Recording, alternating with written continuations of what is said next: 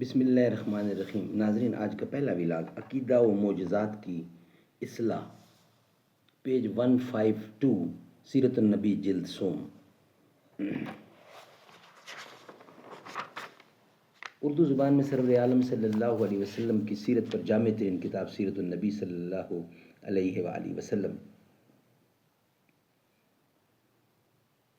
سیرت النبی رائٹر ہیں اس کتاب کے علامہ شبلی نعمانی رحمۃ اللہ علیہ، علامہ سید سلیمان ندوی رحمۃ اللہ علیہ، جلد سوم۔ بسم اللہ الرحمن الرحیم۔ الحمد للہ رب العالمین والصلاة والسلام علی سید المرسلین وعلی آلہ واصحابہ اجمعین۔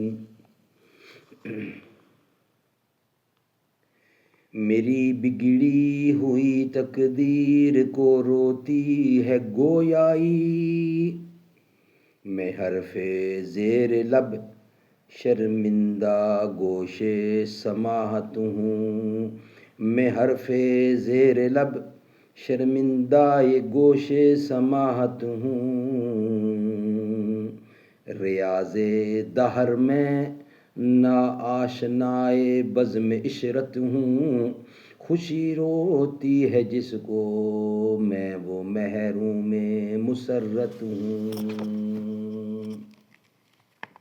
عقیدہ و معجزات کی اصلاح۔ قرآن مجید کے مطالعہ سے یہ حقیقت واضح اور نمایاں ہو جاتی ہے کہ اس کی نظر میں ان ظاہری معجزات کو چنداں وقعت نہیں، وہ لوگوں کو ہمیشہ اصل روح نبوت کی طرف متوجہ کرتا ہے، اور اس کے خاص اسباب ہیں۔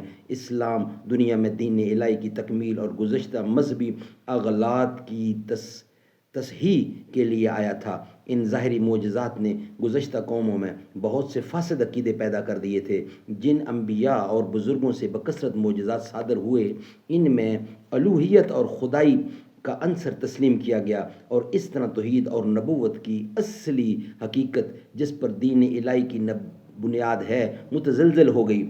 اسی لیے قرآن مجید نے نہایت وضاحت، نہایت صفائی